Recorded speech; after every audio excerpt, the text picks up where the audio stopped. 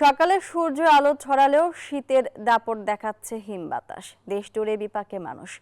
আরো জানাতে সরাসরি যুক্ত হচ্ছেন সহকর্মীরা। প্রথমেই যাচ্ছি লালমনিরহাটে রবিউল হাসানের কাছে।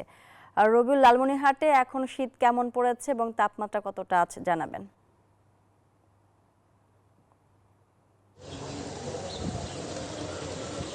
ধন্যবাদ মাহমুদা মনি। আপনি যেমনটি বলছিলেন যে লালমনিরহাটে কিন্তু আজকে সর্বনিম্ন তাপমাত্রা 12.2 ডিগ্রি সেলসিয়াস এবং সকাল 9টা পেরিয়ে গেলেও কিন্তু এখনও সূর্যের মুখ দেখা মেলেনি। আপনারা দেখছেন যে কুয়াশায় আচ্ছন্ন রয়েছে গোটা গ্রাম এবং মহাসড়কগুলো কিন্তু একদম কুয়াশায় আচ্ছন্ন রয়েছে এবং রাস্তায় কিন্তু যানবাহনগুলো চলাচল করছে হেডলাইট জ্বালিয়ে এবং কুয়াশার চাদরে কিন্তু ঢাকা রয়েছে গোটা এলাকা।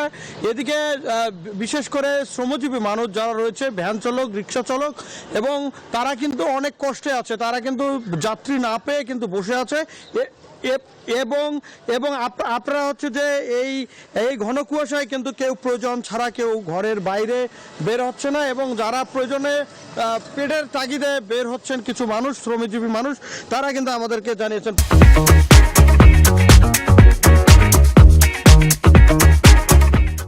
পাশাপাশি এদিকে তিস্তা চর এলাকার মানুষ কিন্তু সবচেয়ে বেশি বিপদে আছে। গত 2 দিন ধরে কিন্তু এই ঘন কুয়াশা এবং কারণে কিন্তু তারা বের হতে পারেনি, তারা কিন্তু কার্যক্রমও করতে পারেনি। তো এই ছিল আমার কাছে।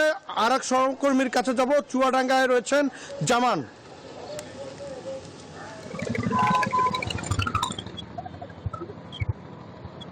রবিউল, আপনাকে ধন্যবাদ। আসলে চুয়াডাঙ্গাতে কিন্তু আজ সকাল 9টায় যে তাপমাত্রা রেকর্ড করা হয়েছে সেটি কিন্তু 12.2 ডিগ্রি সেলসিয়াস, যেটি গত 2 দিনের চেয়ে তাপমাত্রা কিছুটা বৃদ্ধি পেয়েছে। তবে উত্তরের যে হিমেল হাওয়া বইছে, এই হিমেল হাওয়ার কারণে কিন্তু তীব্র শীত অনুভূত হচ্ছে। হাড় কাঁপানো শীতে কিন্তু শ্রমজীবী মানুষ যারা আছে তারা কিন্তু এক প্রকার দুর্ভোগের মধ্যে পড়ে গিয়েছে।